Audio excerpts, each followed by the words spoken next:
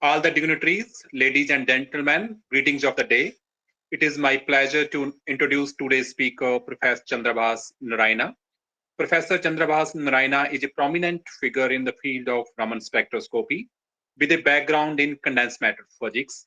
His group is a pioneer in the use of Raman spectroscopy in drug protection interaction for drug screening applications and diagnostic applications. Beyond his contributions to the biology, Professor Narayana contributes to explore his interest in the physics and chemistry. He holds a PhD in physics from Indian Institute of Science, Bengaluru. His substantial contributions to the scientific community have garnered numerous academic honors. He is recognized as a Fellow of Indian Academy of Sciences, the Royal Society of Chemistry, and National Academy of Sciences. Throughout his career, Professor Narayana has held various prestigious academic positions, including serving as the director of Rajiv Gandhi Center for Biotechnology and holding the position of Dean of Research and Development. Professor Narayana's impact extends to the international collaboration, where he has played crucial role in projects such as the India-German Patra 3 project and the India-Japan Indian Beamline at Photon Factory. He is also the recipient of multiple awards, including the ISAS Rajaramana Award, the Honorary Fellowship of Indian Society of Analytical Scientists, the Platinum Jubilee Lecture Award of the Indian Science Congress, and the Mijusima Raman Lecture Award. Additionally, Professor Narayana holds several patents, including a noteworthy one for a mirror adopted in microscope for surface enhanced Raman scattering, granted by the United States Patent and Trademark Office. His professional affiliations include memberships in esteemed organizations like the Royal Society of Chemistry, American Chemical Society, and others. He also serves as an editorial advisory board member for the Journal of Applied Physics and an editorial board member for High Pressure Research. His involvement extends to the governing bodies and advisory roles of various academic institutions contributing to the advancement of science and education. On the behalf of all the RIOS members, I welcome you, sir, to this webinar. Now I kindly request Professor Chandrabhas Narayana to begin the presentation on the topic, Raman, a quintessential tool in biotechnology. Over to you, sir. First of all, I would like to thank the Raman International Optronics Society and especially Dr. Shankara Raman. And also thank you very much, Professor Singh, for introducing me. It is indeed a pleasure to be part of this Raman Optronic webinar series, which is fourth of its lectures being organized. And I'm thankful to the organizers for providing me this opportunity. Since the audience is very diverse, I would be starting from very, very basic to take it to all the way to how I use Raman spectroscopy tool in biotechnology. So as we all know, Raman is a scattering process, and it is an inelastic scattering. So one of the easy way to demonstrate it is by doing an experiment which is shown here. You use any laser which is monochromatic, and when you incident the light onto a sample, the sample actually scatters the light in all directions, and that is the elastic scattering.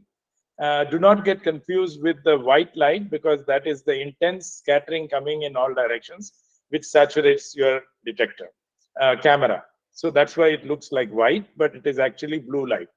If you filter the light, you would actually see a very different color.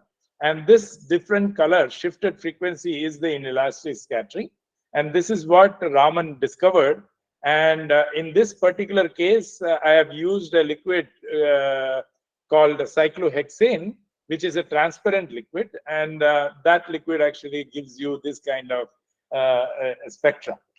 So if I want to understand what is this shifted frequency I'm getting, I can even make a simple spectrometer by using any laser and put it onto the sample. And if I filter the light, which is a green light here, and then use a fiber optic coupling, and then use a grating to disperse the light, and take a photograph using a camera, I could actually get the Raman spectra. So this is the elastic scattering, which you are seeing here. And you are actually having a very nice shifted frequencies all the way till the red light. So these shifted frequencies is the Raman shift. And if you digitize it, you would actually get peaks. And so we always are interested in the shifted frequencies. We are not bothered about the elastic scattering. So we say, how much did it shift? And this shifting is due to the vibrations of the molecule. And vibrations are very unique. If you have only a diatomic molecule, then you would actually have only one type of vibrations, which is stretching. And in this case, I have taken two very closely related molecules. One is hydrochloride and hydrofluoride. And both of them, the difference is only in the fluorine and chlorine. And you know the chlorine is heavier and fluorine is lighter. And you can see if the mass is lighter, the frequency of oscillation is faster, or it is a higher frequency compared to the heavier atom. But when you add one more atom, and I wantedly didn't add it in a linear fashion, so you can see there are three distinct vibrations which come in any molecule of the nature of H2O or A2B. So one B atom and two A atoms connected. All of them, if they have a geometry like this, will have a vibration of this nature. So you can see that it's symmetric stretching, asymmetric stretching, and symmetric bending. These are the three vibrations which will be coming. Now you can see that these frequencies are very, very unique, and you can see stretching always is higher frequency compared to the bending, which is obviously very easy to understand, because to bend a bond is easier compared to stretching a bond. So this is a clear distinction. But in addition, if suppose you see CH2 also is a molecule like water if you ignore these two bonds. And if you look at it, it will also oscillate in the similar fashion. You can see the symmetric stretching, asymmetric stretching, symmetric bending. But because of the addition of these two bonds here, which can be a heavy connection, you would also have ability to do these kinds of vibrations. This is the twisting, this is wagging, and this is actually scissor motions. So these kinds of motions can be added so as soon as you have certain other connections.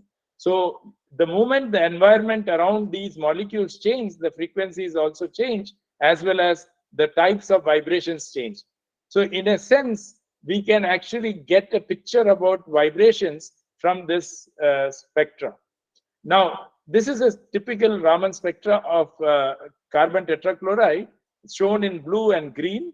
And you can see that there are four vibrations very clearly seen. In comparison, in infrared, you would only see the last vibration, nu3, which is called. And if you use nowadays computer simulations and or molecular dynamic simulations, or you using Gaussian, you can actually determine what kind of vibrations these are. And you can see here carbon tetrachloride is a tetrahedral molecule. So nu1 is actually symmetric stretching. Nu2 and nu3 is actually asymmetric stretching. You have nu2, which is symmetric bending, and you have nu4, which is actually asymmetric bending. So any tetrahedral molecule of the nature AB4 will always have this kind of a spectrum. The energy at which these vibrations happen depend on the atoms connected, as I showed you in the case of HCl and HF. So it's very easy to find out the structure of a molecule by just looking at the spectra of Raman spectra itself. So in fact, very interestingly, if you look at this new one mode, it should have been a single valued vibration, but because chlorine, if you lower the temperature, if you see very carefully the room temperature spectra, it definitely doesn't look like one. And whenever you have in any spectroscopy, if you want to see whether there is fine splitting in it, you just have to lower the temperature. And if you lower the temperature, you can see that Raman spectra is actually showing new one mode is not single. And this is because of the reason that the chlorine has two relatively large abundant isotopes. And I told you mass actually has an effect on the vibrational frequency. So you can see there are two types of chlorines, Cl37 and Cl35. So now if you actually look at the spectra, and I have inverted the spectra a little, just to showcase it. If you have a lighter atom, you will have a higher frequency. And if you have a heavier atom, then you will have a lower frequency. I had shown you with HCl and H4. Now you can see this is actually due to all the 4 chlorine atoms being Cl35. And if I have one Cl37, then this is the peak. Now you can guess the next one is because of the 2 Cl37s as the heavier molecule, the frequency actually becomes lower. Now you can actually see these 2 peaks, and you can obviously know that one of them is because of 3 Cl37s and 4 Cl37s. And you know that the relative abundance is 3:1. Hence, this is the tallest peak. But you can see that it is easier to get 4 Cl35s compared to 4 Cl37s. And hence, the intensity is directly related to the concentration of the material itself. So this is a very beautiful method of isotopically pure materials you can actually distinguish. This is very useful in the case of determining the modes of a complex molecule like protein or various other biomolecules. And you can isotopically substitute the molecule, and you can actually see which vibration is coming from which moiety inside that. So this is a very important aspect. So basically what I have shown is Raman spectra is a direct fingerprint of a molecule. So that becomes a very useful tool. Because of this, we can make very interesting observations in material science, in physics, chemistry, and biology. Now, to use it as a very useful technique, we have developed portable Raman setups. So this is one of the patents which I have, and I have developed a Raman spectrometer which is as tiny as this. So you can actually get the Raman spectra from any sample using this kind of a spectrum. So if you want to do a biological experiment, you can even have a translational stage which can move at multiple wells. So using a 96 well plate, you can actually do a biological sample. So this was what we have developed in our lab for diagnostic applications. Now, today, portable Raman are available in the market. And this is one example of it. It looks like a mobile, and your sample can be put using this slide, and you can get the Raman spectra right here, and you can use it very efficiently. This is very useful, and one of the applications is to find out a pesticide on top of the vegetables or fruits which is present in a shop. You can incident a light onto the surface of the fruit or a vegetable, and the spectra, if you know what are the types of pesticides used, you can compare the pesticide spectra with the spectra you get, and you immediately can detect the presence of the fruit and vegetable pesticides. This is a simple application which I can show you, but there are many other applications which I will actually touch upon shortly. One very interesting application in the case of Raman, which is being considered, is one biggest problem is to know whether the plaque which is present inside a artery blocking an heart artery, is it of a nature which will be causing you a block, and if I put a stent here, will it actually dislodge itself? So this is something which people are interested in knowing, what is the type of plaque is present. Now you can see the interesting observation from the Raman point of view. If you take a normal artery and you do the Raman spectra, most of the Raman spectra is dominated by collagen, elastin and actin. Now if you have the initial form of your plaque formation, most of your plaque is because of the lipid rich plaques. So you will have contributions coming from cholesterol, beta carotene and proteins. So the spectra is quite different when you have a plaque which is lipid rich. Now if you have a calcified plaque, there will be calcium hydroxyperite. So you have a very strong peak of calcium hydroxyperite present along with the proteins. So now you can see how easily you can find out. In case you are able to make a modification to your Raman spectra, where you can actually send in through a catheter, you can actually inspect the place where you are putting the stent, and you can judge whether this plaque will dislodge itself and the stent will be useless after some time, or it is going to stay there and it can have an effect. This is a very important area in which people are actually working. Another area I am showing you how it is working very well is in cancer, especially cancers where we can reach the tumor from outside itself. So this is an experiment which is actually done on a breast tumor tissue and the surrounding areas. So breast tissues which are normal gives you a Raman spectra. So this is actually the blue spectra is the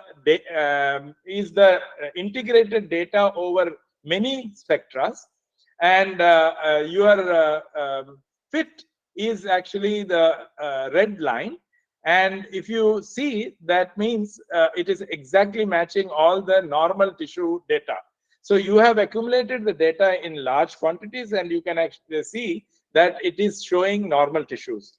If you have a malignant tissue, then the spectra is different, and you can also again have a statistic developed so that you can find out in 1 second, you can see whether that particular sample is malignant. You can see it is like day and night. You can actually find out. Now, very importantly, this is while you are doing a surgery, this has been done. So you can see the extent to which the tumor needs to be removed. You can find out, because laser can be focused on to about a micron. And so you can actually remove at a cellular level the malignant tissues without leaving any tissues which are malignant inside the patient. So this kind of work is already been demonstrated, and there is a large application for this: skin cancer, oral cancer, breast tissues, colon cancer, various other kinds of cancers where you can actually approach through a catheter or through an endoscope or various other things. We can actually do a Raman spectra. So this is being developed, and once it is developed and it is acceptable, this will be making it easy for the surgeon to look at it very accurately. Now, Raman spectroscopy also has another applications, because if you see the various biological molecules which are present in the high energy region produce a very clear distinction of them. So if you have a DNA part, it will have a spectra like this, and glycogen, collagen, actin, various aspects. Now, what is the importance of this is that you can do a histopathology with Raman. Here is a urinary bladder, a normal bladder. They have two epithelial cells, and if you stain them, you can see there are two types of epithelial cells which are present in this. But it is very difficult for a person who is not trained to see this difference. Now, if you do the Raman using the high wavelength, you can easily see the differences between the two different epithelial cells, and you can distinguish it. So it becomes a very good tissue without staining. you can actually get the tissue image and you can get the information. In pharmaceutical industry, it is a very, very useful tool, and today Raman is very extensively used, especially to find out fake drugs. If you see, this is an paracetamol, which you take, if you say this is a Dolo, or if it is another company, there is a different compositional variations present in the each company. So if you are actually trying to find out a fake drug, it's very easy if you do a mapping, Raman mapping of the system. Usually, in the case of a paracetamol, it is always paracetamol is present with some amount of aspirin and caffeine and cellulose as the binder. Now, if you look at it, this is the nature in which it is there. This is a particular brand which will have this kind of a composition. You can see aspirin is present.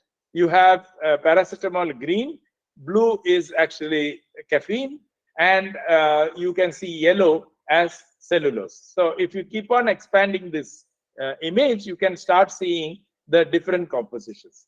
So basically, I have shown you till now that Raman can be a very good diagnostic tool to do various applications.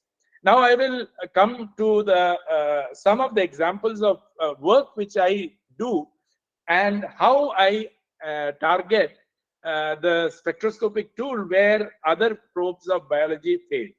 So this was an experiment where I was actually involved with an eye surgeon.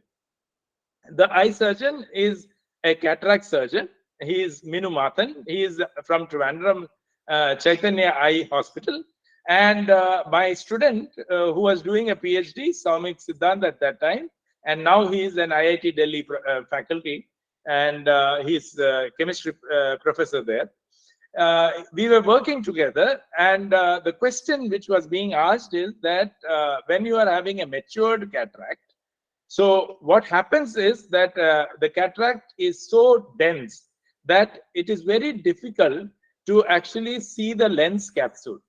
So usually the cataract surgeon, if you are not using a laser, you use a traditional capsulorhexis, which is the method which is used to extract the lens from inside. So what they do is they stain the this lens capsule with typane blue. It's a staining dye. It stains epithelial cells. So you see a bluish color only for the case of lens capsule because that is an epithelial cell. So when you actually stain it, you can see very clearly and you can make a circular tear, and you make a circular tear and remove the lens from inside. So the problem which they were facing is that in certain cases, when you put back the artificial lens, the lens capsule is not grabbing the lens in the right order. So they were trying to understand what is happening in such cases. And that was the question he was asking us. So if you look at the lens capsule material, you can see the lens capsule is made up of collagen, majorly collagen. And collagen has three regions. One is NC1 region. Then you have the triple helix region, and you have the tail, which is the 7s domain. 7s is full of sulfur dominating groups. So these three groups are there. This when it forms a triple helix, this NC1 region actually forms a very tight knit point, and these three different groups actually come into helical structure, and the 7s domain exists. So this region starts combining with the other NC1 region to form the extension of these ropes, and the 7s domain actually links up the different rope structures. So this is like a very interesting structure, and to complete the whole structure, there are certain proteins which are present at the basement. So, but it is 90% of it is collagen network. Now, when you look at this network, you can see it is like a fishing net, exactly resembling like a fishing net. and you see that light passes through it, and that's why it is transparent. And so this is there. Now, if suppose the fishing net actually has certain damage, you can repair it by cross-linking it. Now, what it does is that if you do the cross-linking in a very tight fashion, the elasticity of the fishing net is lost, and hence you will have a stiff system instead of an elastic system. So this is what would happen. Now, my initial observation was that something is happening to the elasticity of the system. And another thing you can see, if the braids open up in the fishing net, it actually becomes less tighter, and hence it will actually sag. So these are the two reasons, possibly reasons why the lens capsule is failing to hold the artificial lens. Now, to detect this, we did the Raman of it. We took a pure collagen fold, and we took the eye capsule, human anterior eye capsule, and we after the surgery. So you see most of the peaks are exactly matching with the collagen, as I had said. So we can actually identify most of these peaks. Now, the most important area which is there is amide 1, which is the vibrations associated with your C double bond O and NH. That's the peptide bond. And this peptide bond is very, very important because that is the one which forms the hydrogen bond. And this hydrogen bond is different when it is an alpha helix, beta sheet, a random coil, or you have anti-parallel beta sheets. So this is actually very, very good spectroscopic measure to know the structure order from this. So when we do the collagen, pure collagen amide peak, we do get two peaks associated with it, and they are related to the NC1 region, which is predominantly alpha helical compound, and the other one, which is actually at 1680, which is due to the triple helix region. So these two peaks are present in the collagen. If you look at the anterior eye capsule, you can see exactly the two peaks are replicated at different frequency, but they are exactly matching. So this is there. Now, when we put Type-N blue, what happens is that Type-N blue is a dye. So because it is a dye, what we realize is that dye actually gives you a very good Raman spectra. So the eye capsule with the dye is actually dominated by the Type-N blue spectra. So you can see the Type-N blue spectra is dominating it. But very nicely, the alpha helical region or the amide region is exposed without any problem. And the 7s domain, which is dominated by S sulfur region, is actually very easily seen in this system. So we could actually deconvolute this, and we started looking at it. Now, this is the eye capsule without the Type-N blue, and this is the eye capsule with the Type-N blue, and Type-N blue is actually dominating this region. Now, you can see suddenly there is a new peak which is coming in the spectra compared to the two, and the intensity of this peak is coming down. So these are all normalized spectra. So we know that this intensity drop is leading to creation of a new peak in this region. This is because of the random coil. So what is happening is the alpha helix is unwinding, and that is what we were guessing, that should be the reason why the lens capsule becomes less elastic in the system. Now, what we did is we also looked at how the concentration of Type-N blue affects the structure.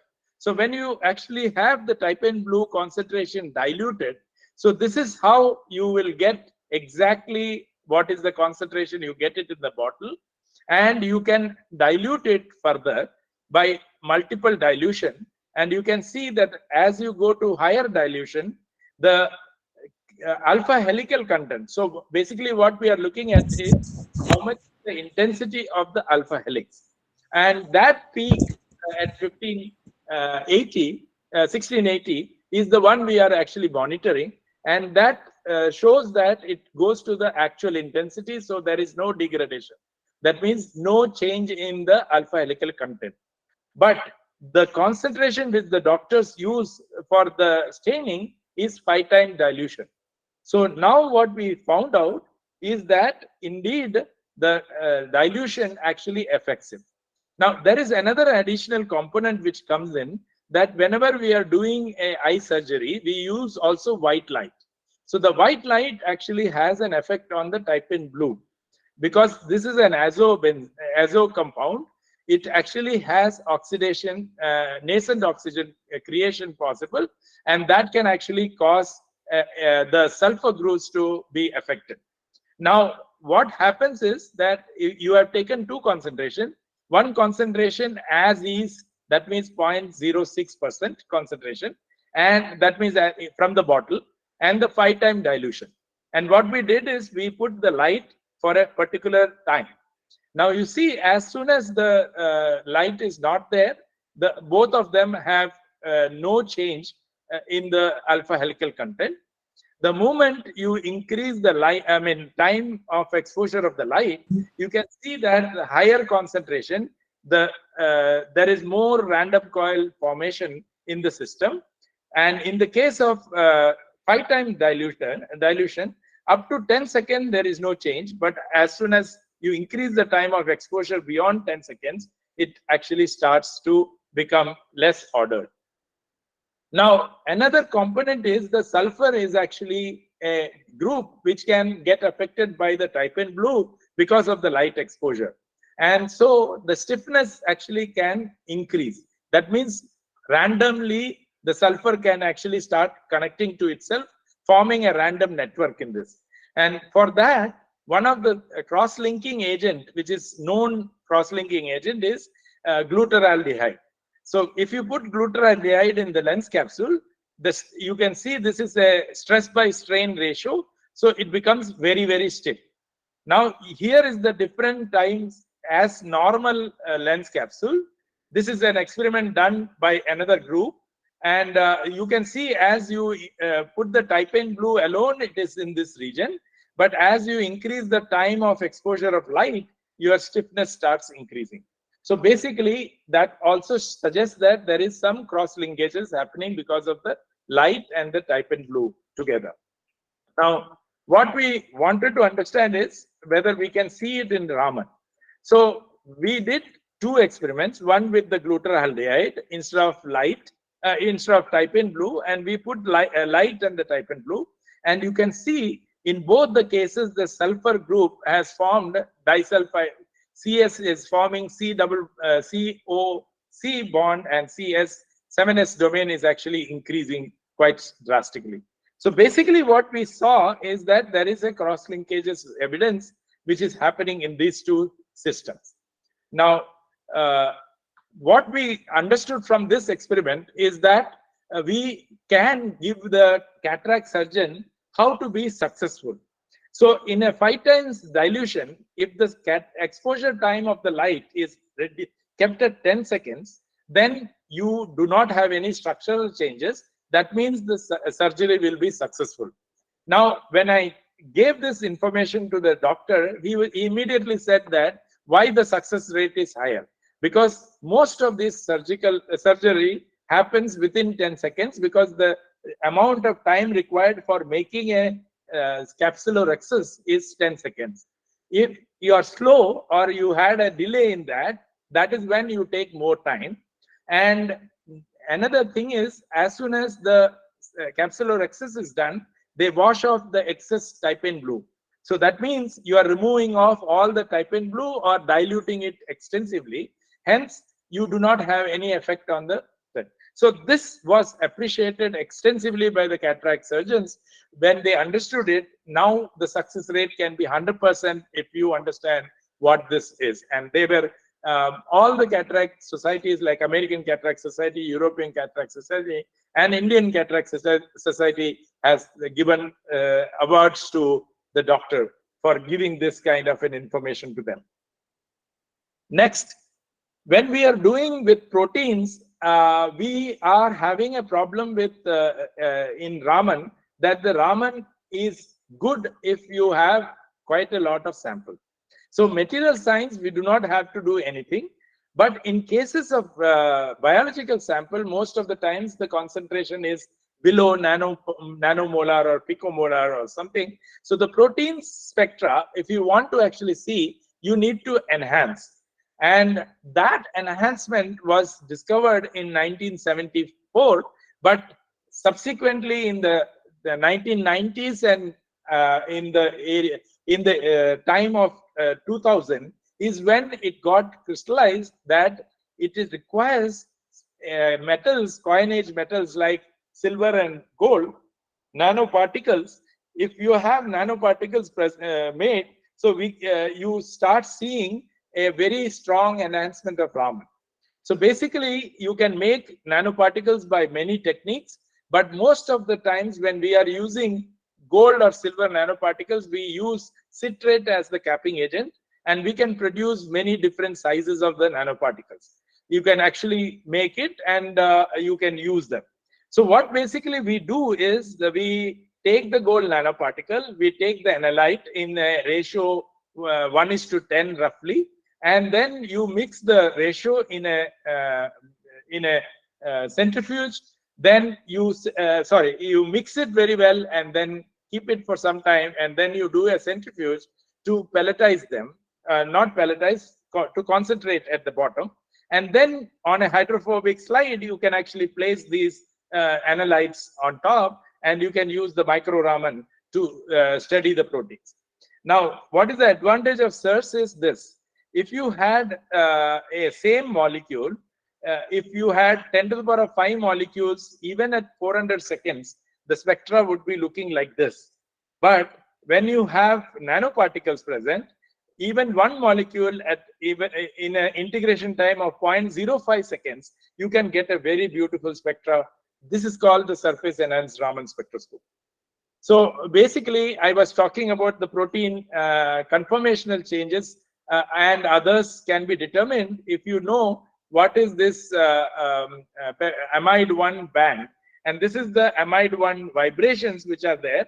Amide 1 is a stretching of C double bond O, and bending of NH in the plane of the C double bond O. Similarly, you have amide 2 and an amide 3. These are actually coupled modes of C double bond O and NH bending because they happen to be at the same frequency. And this coupling is very, very important because hydrogen bonding is different in these types of beta sheets, alpha helix and random coil. And hence this vibration is strongly affected. And I will be using this extensively. And there has been a large statistics which has been done to get the positions of these different types of conformations of protein. So here I am going to demonstrate what the use of Raman spectroscopy is in drug screening. This is a very important topic because most of the times the drug screening is done by your molecular dynamic simulations and autodoc studies combined with X-ray crystallography.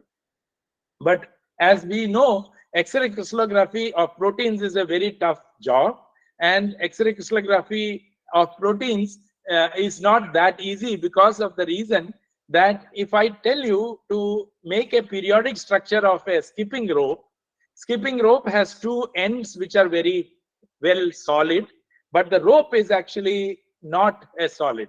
So whenever you put a periodic array of a skipping rope, the rope actually goes in multiple places, and that actually causes the periodicity to break. And hence, crystallography will not work. In proteins, also there are structured regions and unstructured regions, and these unstructured regions cannot be replicated every time. And hence, the protein crystallography, even though the X-ray diffraction techniques in synchrotrons and other places, macromolecular diffraction techniques have developed extensively that you need only about 10 minutes to get a diffraction from a protein crystal, but you cannot actually solve all the protein structures. In absence of this is where I brought in the Raman spectroscopy, because Raman spectroscopy is a fingerprint of the molecule, and I do not need a crystal for that. So because of this reason, I am proposing that it is a drug screening tool, and I will show you why it is. So it was actually with my colleague in JNCSR Bangalore, where I have the primary affiliation before I came as a director of RGCB. I was working with Tapas Kundu and my student Soumik Siddhant, and we were actually looking at a particular case where he is an epigeneticist, and he's looking at chromatin modifying enzymes, which actually are very important for cellular functions, and looking at cancer therapy. So here is a meiosis, which is known to you, that when a cell divides, it actually has the chromosomes aligned in the middle, and it gets distributed equally, and then you produce two daughter cells, and you have cell regeneration. But in the case of cancer, you can see that these phenomena are controlled by three proteins, which is Aurora A, Aurora B, and Aurora C. And predominantly, the alignment of the chromosomes along the equator is done by Aurora B, and the spindle formation, which happens from the centromere, is caused by Aurora A. Now, in most of the tumors, it has been seen that Aurora A is overexpressed, and because of that, the spindle formation doesn't happen correctly. Hence, the daughter cells are not formed correctly. Hence, aneuploidy also happens, and this is what is seen in most of the cancer tumor cells. So, what was realized is that Aurora A is a very good therapeutic target for cancer, all types of cancers. So people are actually trying to do specific drugs which work for Aurora A. But interestingly, you know that protein structure function is related to the structure of the protein. Now, Aurora A and Aurora B are very closely related structure. So if any molecule which binds to Aurora A will also bind to Aurora B. And this is why it has become very difficult. Now, to show this, you can see the structure of the Aurora A and Aurora B. It is aligned exactly. So the regions which are gray are structurally equivalent, and brown is actually structurally different. So there are very few places where the structure is quite different. Now, here is the sequence conservation, and you can see sequence is more or less 80% or 75% similar. So that means sequence is also similar. Blue regions are the sequence similarity, and red regions are the difference region. So you can see that the Aurora A and Aurora B are more or less looking exactly. This is a superimposed structures of Aurora A and Aurora B.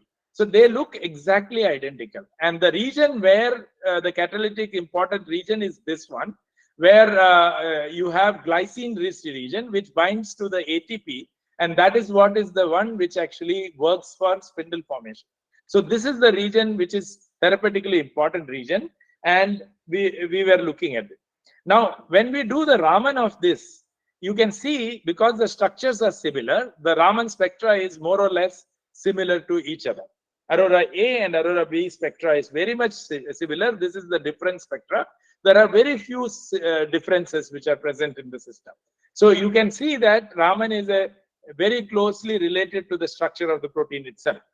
Now, we look at the amide region, and amide region, if you expand it, you will realize that from this amide region, we can see the strongest peak which is present in both the cases is because of the alpha helix. And beta sheets. Beta sheets are the ones which are actually present. So if you look at the structure of Aurora A and Aurora B, the beta sheets are present in this region, and this is the region where the most of the alpha helix is there. Now, this is a nanoparticle which is present. So anything closer to this will have a large electric field. So basically, the orientation of the protein which is sitting on top of the nanoparticle will be in this direction. So this is how we could find out that the beta sheets are the ones which are anchoring on top of the nanoparticles. Now, what was found out from Marius experiment is, this is a hypertension drug. That means you use it for BP. And what people realized is that this particular drug, which is called the philodipine, and this philodipine is now out of patent. This is a AstraZeneca drug for hypertension. This drug, when given to a patient, was seen to reduce the tumor in cancer patients. So the tumor reduction activity was happening. So they realized this.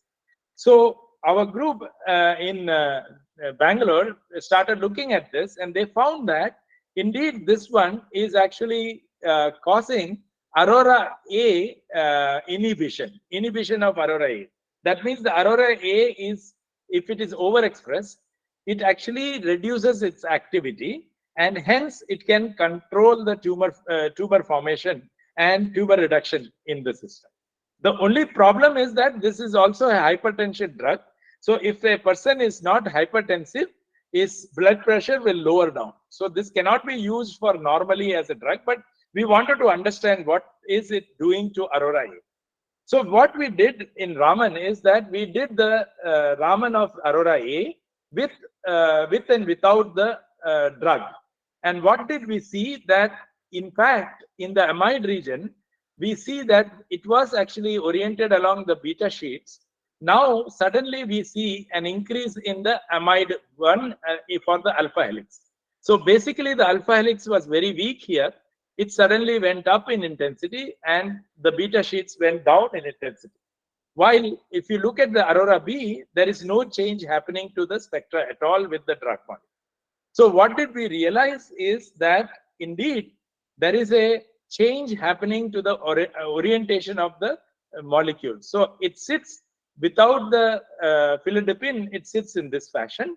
And the moment philodipine is added, it sits in this fashion because more of alpha helix is sitting on the nanoparticle.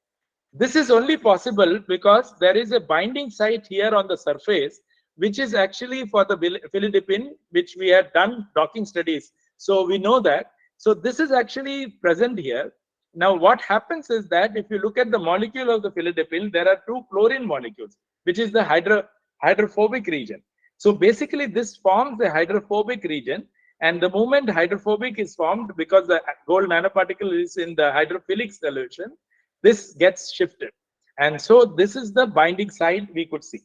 So in the case of Aurora B, this binding doesn't change because this cannot bind here. So we did the molecular dynamic simulation and found that it is actually binding to this pocket, which I showed you earlier. This is the pocket at which it's binding. And this is the chlorine facing outwards, making it hydrophobic region here.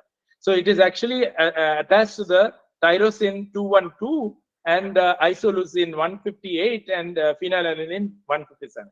So if you do the mutation from the in these regions, you can see the binding actually goes down and the inhibition actually comes down. So that was also confirmed from the biology part of it. Now to show that it is indeed binding in the surface, so what we did is we knew there was a drug molecule which was crystallized and studied that, called the reversine. And the reversine actually is binding along the catalytic site. So if it is binding here, the position of this should not change because the environment doesn't change. So if I do this experiment with the reversine, we can see that the reversine, which happens to be insoluble in water, the moment you put it, you can see the reversing peaks are coming in. But very importantly, there is no change happening in the Aurora A and Aurora B's conformation. Hence, we could prove that it is indeed, that is the region which is happening in this drawing. Now, I have 5 minutes more. Is it okay if I take 5 or 6 minutes to talk a little more? Yes, sir. Yes, sir. It is okay, sir. Yeah. Okay. So in next 5 minutes, so I showed you that we can actually use Raman to study the binding sites. X-ray, I mean, it can be a complementary technique. Now, another interesting thing when we are looking at conformational changes is, one of the things is that we can actually also study the protein itself. So here is an example of protein where we are studying the aggregation of protein. And you know that aggregation of protein is a very important problem in neurodegenerative diseases. And it was a problem which I was working with Swaminathan, who is in IIT Guwahati, and my bioinformatics colleague in RGCB is Shijulal. And my student who finished PhD recently, and she is in IIC as a postdoc, she is actually Divya, who did this experiment. So basically, what is the problem here is that when you have lysosomes, which are actually present in your body, and it is a antimicrobial enzyme, it breaks glycosidase bonds in peptoglycine to work on bacterial cell walls and destroy the bacteria. So it is a material which protects you. And in humans, it is present in your tears, saliva, milk, and mucus. All of this, it is present. Now, what is happened is, if you actually have this lysozyme aggregate in the brain, then you have Alzheimer, Parkinson, Huntington. So you want to see whether how is this aggregation process happening, so that we can stop the aggregation itself. But getting lysozyme from human is very difficult. One of the places where you can get the lysozyme is in hen egg white. So in hen egg white, you have large amount of lysozyme. So it becomes a good product. Now, what we were looking at is that aggregation happens in lysozyme if you have an acidic pH and alkaline pH. The only difference is acidic pH needs temperature to be applied, while alkaline pH doesn't need, it spontaneously aggregates at room temperature. So we realized that we can do this experiment to understand how the aggregation process happens. So we can visualize this by AFM, and you can see the AFM, you can see the aggregation and fibril formation in lysozymes. So it is very easy to see. Now, what we wanted to understand is how is the aggregation happening in this. So what we did is we take the lysozyme in the concentrations of in both the pH, that is 7 pH and 12.7 pH, and we try to understand what is happening to the spectra. So here is the solid lysozyme. You can get solid lysozyme from the market. You can take the lysozyme in a solution which is in pH 7, and you can take the lysozyme in the pH 12.2. And you can see exactly matching peaks, so there is no change happening. Now, if you look at the lysozyme, you can see the lysozyme has alpha helix, beta sheets, and random coils, and there are certain hinge regions.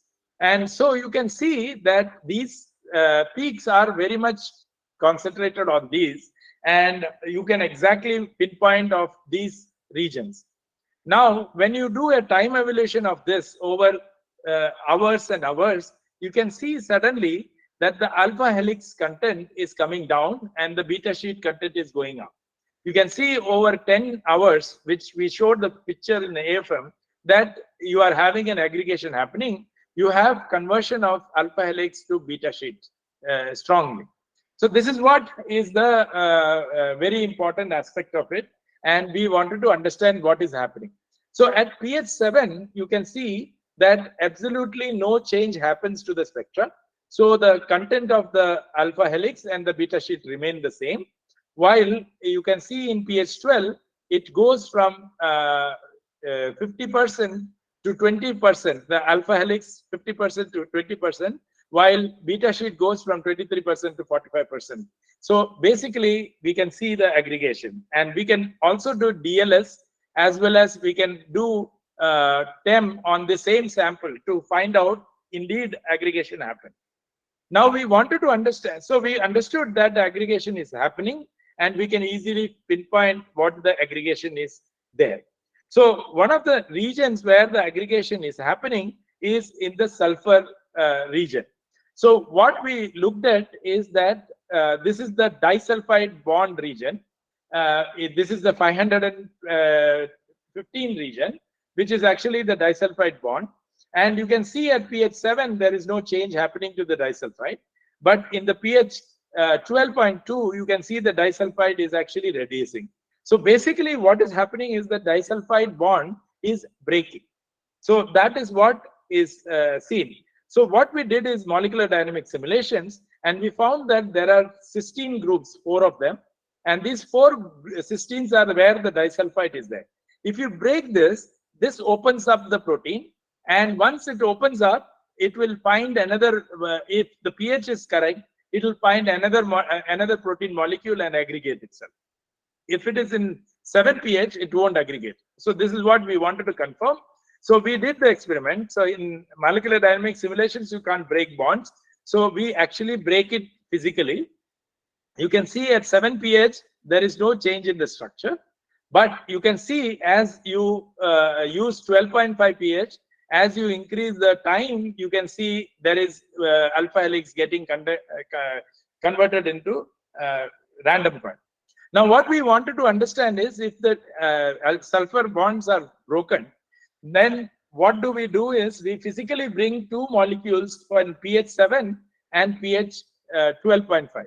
And you can see in pH 7, there is no linkages happening, but in the case of pH 12.5, there is intermixing. So this is the aggregation point. So what we realized is that aggregation is happening because of the disulfide bond breaking. And now we used a molecule which actually stops the disulfide from forming bonds is iodoacetamide.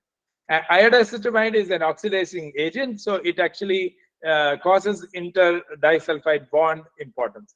So now what we did is when you start the experiment, you put the 12.2 pH, and as soon as you put the 12.2 pH, you add iodoacetamide, and as soon as the iodoacetamide is added, even after 10 hours, 10 days, it actually doesn't change the your disulfide bond, and there is no change in the amide peak also. So basically what we have seen is that it is the disulfide bond which is responsible for the aggregation. So if you want to stop the aggregation in lysozyme, you just have to create a chance for the disulfide bond to not form aggregation. So any target, it becomes a very good target for therapeutics, and this is how we understand protein aggregation process itself.